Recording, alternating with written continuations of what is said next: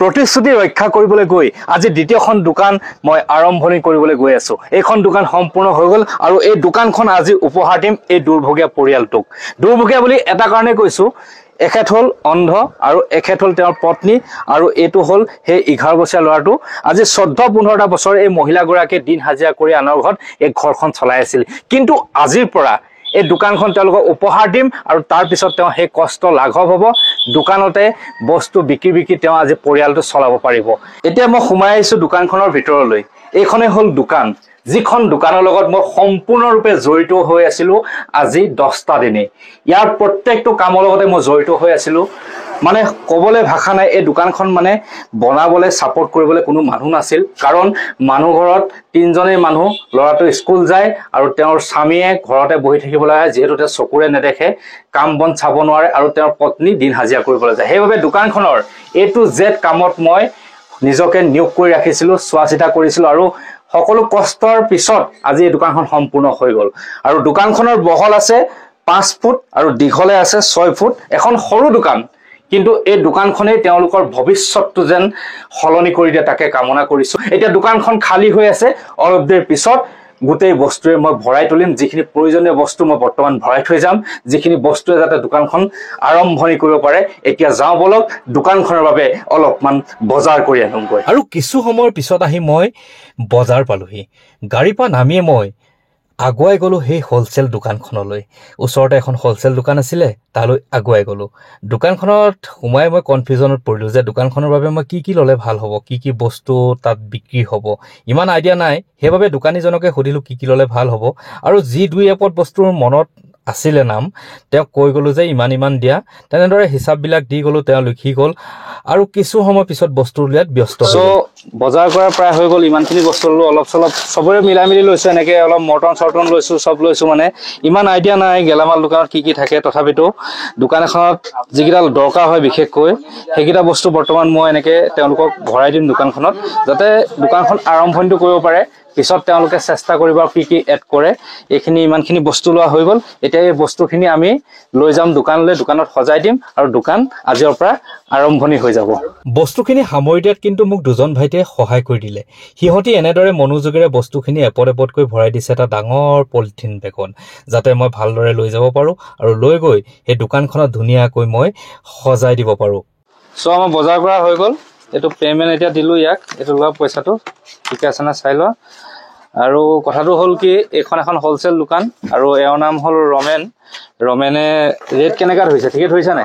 চোৱা, মানুহৰ কাৰণে কিবা এটা কৰিব বিচাৰিছোঁ, মানুহক সহায় কৰিবৰ কাৰণে। ঠিকে ধৰিছে নহয় দেই? সকলোৱে ছাপোৰ্ট কৰিব লাগিব। এই ৰমেনে জোখত ধৰিছে বুলি কৈছে, যাতে লাভ হয় তেওঁলোকৰ। ইমানখিনি বজাৰ এতিয়া লৈ যাম তালৈ, বলক।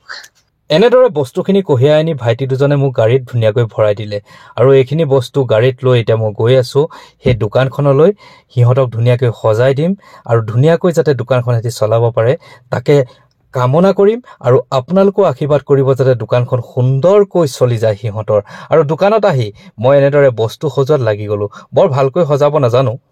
দোকান সজাই হৈ গ'ল। এইখনেই হ'ল কমপ্লিট দোকান। সজালোঁ যিমানখিনি পাৰোঁ মোৰ সামৰ্থ্য অনুযায়ী ইয়াত বস্তুখিনি ভৰাই দিবলৈ চেষ্টা কৰিলোঁ, যাতে দোকানখন আৰম্ভণি হয় আৰু পিছলৈ আগুৱাই গৈ থাকে। আৰু এয়া হ'ল নিভা পায়েঙত আজি দোকানখন মই চমজালোঁ। কেনেকুৱা লাগিছে? ভাল লাগিছে নাই? আজিৰ পৰা তই কষ্ট কৰিব লগা নহয় আৰু কোনোদিন দেই। এই বহুত কষ্ট কৰিলে জীৱনটো। আজি 14-15টা বছৰে বহুত মানুহৰ ঘৰত গৈ দিন হাজিৰা কৰিলে, কঠোৰ পৰিশ্ৰম কৰিলে। সেই পৰিশ্ৰমৰ অন্ত পেলাবলৈ মই আজি এইটো পদক্ষেপ লৈ এই সিহঁতৰ মহা উৎসৱ, পবিত্ৰ উৎসৱ, সকলোতকৈ ডাঙৰ উৎসৱ আলি আই লৃগাঙত আজি এই দোকানখন উপহাৰ দিবলৈ সামৰ্থ্য হ'লোঁ। এয়া সকলো আপোনালোকৰ আশীৰ্বাদৰ ছাপোৰ্ট। আজি এই অন্ধ মানুহজনে এই দোকানখনত বহি এটা হ'লেও বস্তু বিকিব পাৰিব, মানুহক দিব পাৰিব। পাৰিবি নাই বিজু? বাৰু পাৰিবি ন? ইয়াত বহিবি আৰু এই ল'ৰাটো যদি স্কুল বন্ধ থাকে ইও 2 বস্তু বিকিব পাৰিব, কিন্তু ইটো দিন হাজিৰা কৰিবলৈ যাব নোৱাৰে বা যাব নোৱাৰে। এই কষ্ট কৰিব লগা হৈছিলে। আজি যাতে সকলোৱে মিলি এইখন মৰমৰ দোকানখনে সিহঁতৰ মৰমৰ পৰিয়ালটো চলাই নিব পাৰে। ইয়াৰ ফিটা নিজে বান্ধিছোঁ আৰু এই ফিটা একচুৱেলি মই নিজে নেকাটো, কাৰ সৈতে কথা আপোনালোকে গম পাই থাকিব। ফিটা মই বান্ধি দিছোঁ দেই। যোৱাবাৰ প্ৰথমখন দোকান যেতিয়া মই উদ্বোধন কৰিছিলোঁ তেতিয়া বেলেগে ফিটা বান্ধিছিলে, মই কেৱল কাটিছিলোঁ। আজি ফিটা মই বান্ধি দিছোঁ। উদ্বোধন বেলেগৰ হতুৱাই কৰাম, আপোনালোকে গম পাব কাৰ হতুৱাই আজি ফিটা কটাম। ফিটা বান্ধিলোঁ আৰু এই ফিটা আজি মই নেকাটো, এই ফিটা কাটিব তেওঁৰ স্বামী বিজু পায়েঙে। ফিটা কাটিবলৈ তেওঁক অনুৰোধ জনাইছোঁ। তেওঁ চকুৱে নেদেখে যিহেতু তেওঁ হাতত কেঁচি ধৰাই দিছোঁ, বিজু এডাল লোৱা, এনেকৈ কাটি দিয়া দেই, কাটা কাটা, বঢ়িয়া। ইয়াৰ ফিটা কাটিলে বিজুৱে। আজি তেওঁৰ দোকানখন শুভ উদ্বোধন কৰিলে, লগতে বিজুক মই দোকানখন চমজাই দিলোঁ আৰু তুমি আজিৰ পৰা দোকানখন চলাবা। নিজৰ দোকান আগতে নিজে উদ্বোধন কৰিছিলোঁ, আজি নিজে বনোৱা দোকান, নিজে সকলো কাম কৰি ফিটা পৰ্যন্ত বান্ধি এই দুৰ্ভগীয়া মানুহজনৰ হতুৱাই ফিটা কটোৱালোঁ, যাতে এইখন দোকানে তেওঁলোকৰ কষ্টবিলাক লাঘৱ কৰে। এইখন দোকানৰ পৰাই যাতে তেওঁ চলি যাব পাৰে, জীৱনটো সুস্থিৰ হয়, এই নিভা পায়েঙৰ কষ্ট কম হয়, তাকে কামনা কৰি আজি এই দোকানখন মই আনুষ্ঠানিকভাৱে ঘোষণা কৰিলোঁ যে এই দোকানখন নিভা পায়েং আৰু বিজু পায়েঙক মই আলি আলি গাঙৰ উপহাৰ হিচাপে দিলোঁ। সুখী হওক সদায় জীৱনটো, প্ৰত্যেকজন মানুহ সুখী থাকক, তাকে কামনা কৰিলোঁ। এটা কথাই সুধিম তোমালোকক যে দোকানখন তোমালোকে চলাব পাৰিম বুলি বিশ্বাস আছেনে অন্তৰত? আছে। চোৱা, মই দোকানখন মাত্ৰ আৰম্ভণি কৰি দিছোঁ, তোমালোকক এটা ৰাস্তা দিছোঁ চলি যাবৰ বাবে। তোমালোকে এতিয়া কষ্ট কৰি চলাই নিব লাগিব, ঠিক আছে? তুমি আজি 14টা বছৰ ইমান কষ্ট কৰিলা, দোকানখন ইয়াতকৈ তুমি ডাঙৰ কৰিব লাগিব। পাৰিবানে নিভা পায়েং? পাৰিব লাগিব দেই। বাবা, তই এইখন দোকানৰ পৰাই যি খৰচা ওলাই সেইখন দোকানৰ পৰাই তই পঢ়িব লাগিব, ভালকৈ পঢ়ি তই ডাঙৰ মানুহ হ'ব পাৰিবিনে? পাৰিব লাগিব দেই বাবা। এইখিনি আছিলে কথা। এটা দুৰ্ভগীয়া পৰিয়ালক, কষ্ট কৰি থকা এগৰাকী মহিলাক ইমানখিনি কৰি দিবলৈ চেষ্টা কৰিলোঁ।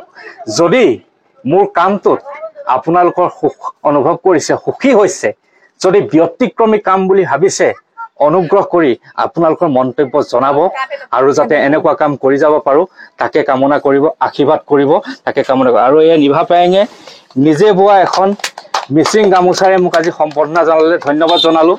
আচলতে তেওঁৰ পৰা এইখন গামোচা পোৱাটো মোৰ সৌভাগ্য কথা। ইমান কষ্ট কৰি থকা মহিলা, তেওঁ যাতে অসমবাসীৰ আগত পৰিচয় হওক এগৰাকী শক্তিশালী মহিলা হিচাপে, তাকে কামনা কৰিলোঁ।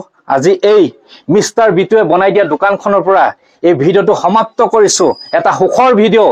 আৰু সকলো মিচিং জনগোষ্ঠীয় লোকলৈ আলি আলি গাঁৱৰ শুভকামনা যাচি বিদায় মাগিলোঁ। ধন্যবাদ।